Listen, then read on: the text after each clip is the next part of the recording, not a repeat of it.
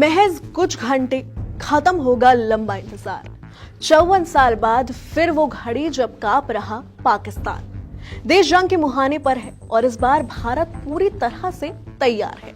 ना कोई गलती, ना पाकिस्तान को माफ करने की गुंजाइश। नमस्कार, मैं अदिति अधिकारी और आप देख रहे हैं इंडिया टीवी। आपने कभी सोचा है अगर आपके शहर में अचानक गूंज उठे एक सायरन तो आपके पास कितना वक्त होगा बचने के लिए? आज हम बताएंगे वो बातें जो आपको स्कूल में नहीं सिखाई गई।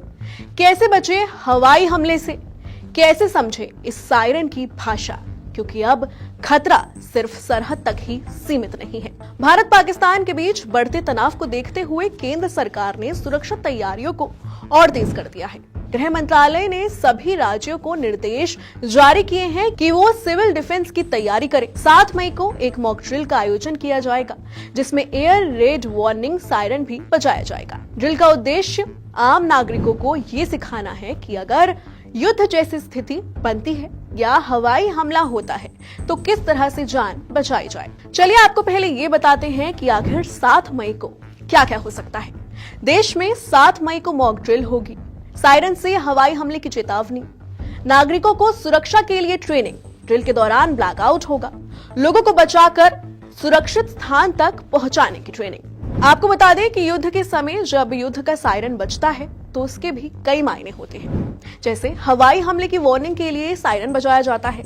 इसके अलावा एयरफोर्स के साथ रेडियो संपर्क को चालू करने के लिए, हमले के दौरान सिविल डिफेंस की तैयारियों की जांच के लिए, हमले के दौरान ब्लैकआउट एक्सरसाइज के लिए और कंट्रोल रूम की तैयारियों की जांच के लिए ये सायरन बजाए जाते हैं। दुश्मन की ओर से हमारे देश की वायु सीमा में अगर कोई भी रॉकेट, मिसाइल या फाइटर जेट प्रवेश करता है तो वायु सेना के रडार उसे इंटरसेप्ट करते हैं और तुरंत ही दुश्मन के हमले के बारे में जानकारी मिल जाती है।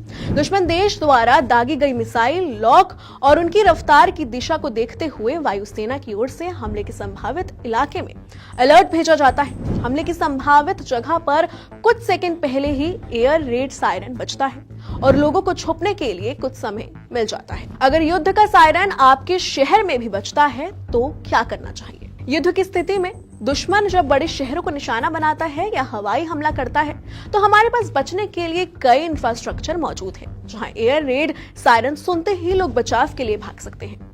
रिपोर्ट्स के मुताबिक पूर्व डीआईजी एसएस गुलेरिया बताते हैं कि भारत में कई निर्माण ऐसे हैं जो हवाई हमले को झेल सकते हैं और आपात स्थिति में नागरिकों को बचाने के लिए काम आ सकते हैं। सायरन रेड अलर्ट मिलते ही अगर आप भीड़-भाड़ वाली जगह पर हैं तो तुरंत पास के सबवे या अंडरपास में जाकर छुप सकते हैं। बड़े अंडरपास का निर्माण बेहद मजबूत होता है क्योंकि उनके ऊपर से बस, ट्रक जैसी भारी गाड़ियां भी गुजरती हैं। ऐसे में अगर रॉकेट या मिसाइल का टुकड़ा सबवे या अंडरपास के ऊपर गिरता है तो उसका असर कम होता है। हवाई हमले के अलर्ट की स्थिति में अगर आप खुली जगह में हैं तो किसी ऐसे फ्लाईओवर के नीचे तत्काल चले जाएं जिसकी ऊंचाई कम हो। अगर आप किसी इमारत में हैं तो ये रेड सायरन बजने की स्थिति में इमारत के मुख्य द्वार से दूर हट जाएं। इमारत के ऐसे हिस्से में ना खड़े हो जहां सिर्फ एक परत की दीवार या चारों तरफ बड़ी खिड़कियां हो।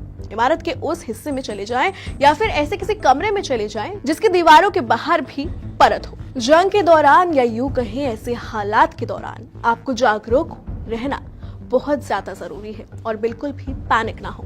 So stay safe. ये वीडियो आपको पसंद आया हो तो इसे लाइक और शेयर जरूर करें। ऐसे ही इंफॉर्मेटिव वीडियोस देखने के लिए देखते रहिए इंडिया टीवी।